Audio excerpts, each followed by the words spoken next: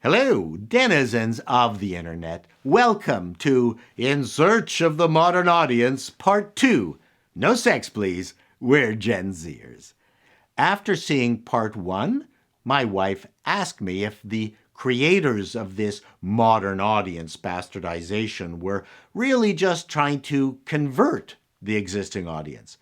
I thought about it, but I don't buy that for the simple reason that the people who have carpet bombed our pop culture genuinely loathe us. As I mentioned in my first video, I'm not certain they had any interest in converting us and would probably freak out even more if we showed up at one of their parties. Hey, I'm a 50-year-old straight white male wearing clothes from the Gap, and I'd like to join your party. Anybody want to go golfing this Saturday? No, they don't want us at all.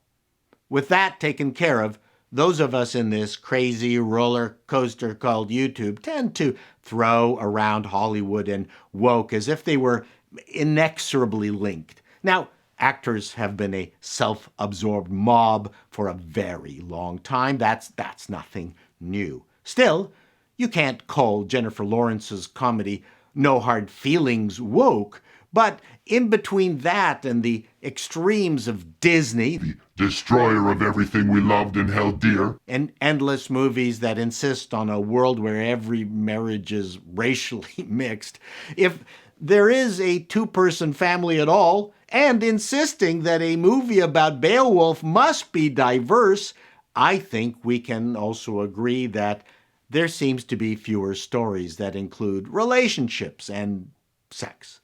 The highlight being in Ahsoka, where Sabine traitorously gave up the location of Admiral Thrawn, threatening the destruction of the galaxy just to reunite with Ezra. And when they meet, finally, she gives him a perfunctory head nod and maybe a hi. Bloody hell. At least give him a blowjob. And according to this survey by UCLA of 10 to 24-year-olds, the sexless exchange was exactly what this cohort wanted. So let's dive into this thing. Gen Zers' values and desires reach depths beyond what society has typically explored, as demonstrated in this report. They've grown tired of stereotypical heteronormative storytelling that valorizes romantic and/or sexual relationships, especially ones that are toxic, and are looking for more representation of friendship, which is a core aspect of adolescence and social well-being. Really? Gen Z's values and desires reach depths beyond what society has typically explored? And you got this from talking to the Gen Zers themselves. They revealed this supposition based on their vast life experience, getting tattooed, earlobe expanders, and working as a barista. In fact, did they first ask if any of them actually had a job? I think that might have skewed the results. This part looks suspiciously like a sales pitch. Apparently, adults need to listen to Gen Zers more, and these folks will help you, for a fee, of course. The survey data was collected from 1,500 adolescents aged between 10 and 24, closely reflecting U.S. Census in terms of race and gender. So, here we go. 51.5% of the adolescents want to see more content focused on friendships and platonic relationships. This is because they are not getting any. Men and women look so much alike that they can't immediately tell they are of the opposite sex. Very few adolescents prefer aspirational content. The majority favor original content over IP-based content. IP content is code for pop culture, the stuff we like. These are the people destroying our IPs. It's all become much clearer why our favorite entertainment is in the shitter. Older adolescents' views on the portrayal of the American dream deviate from their younger peers' views, as well as their preferences for who they want to see cast as the hero of the story. Gen Zs are uncomfortable with the portrayal of successful people. Social media is still rated the most authentic media platform. Amongst social media platforms, TikTok was labeled the most authentic. Okay, stop laughing. Why is that not surprising?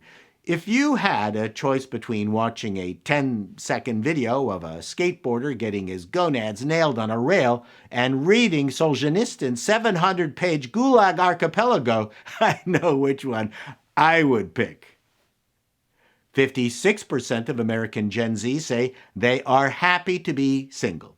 In fact, some are even repulsed by the thought of online dating.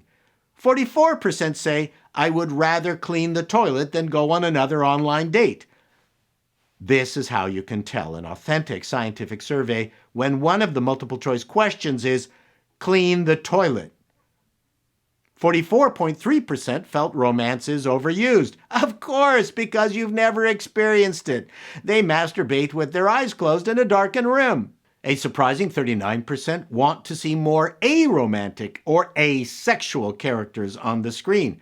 The Marvels movie answered all your prayers. 47% of adolescents said that sex isn't needed for the plot of most TV shows and movies.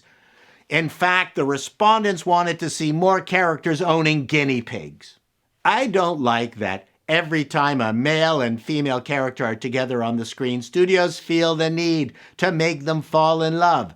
There's a complete lack of platonic relationships in American cinema.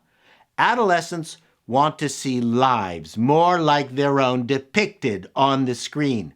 Absolutely. Let's update some romantic classics, okay? Some like it lukewarm. The 70-Year-Old Virgin. The director's cut of the Titanic featuring only the ship sinking. There is less sex and relationships on the screen because much of Hollywood feels the same way. Feminized men, women who look like altar boys, and no sex because they fear the gooey parts. I totally agree. Let's lose those simulated sex scenes in movies. I'm uncomfortable watching them because I don't want to find out what I've been doing wrong all these years. I guess this all comes from the parents of these kids not teaching them about sex and leaving it to the schools who are preoccupied with telling them they are born in the wrong body or choose from up to 200 genders. So no wonder these Gen Zers are confused. Have things become too chaste in Hollywood? There was a time when the debauchery was legendary, and Daryl F. Zanuck's casting couch was like a Six Flags ride.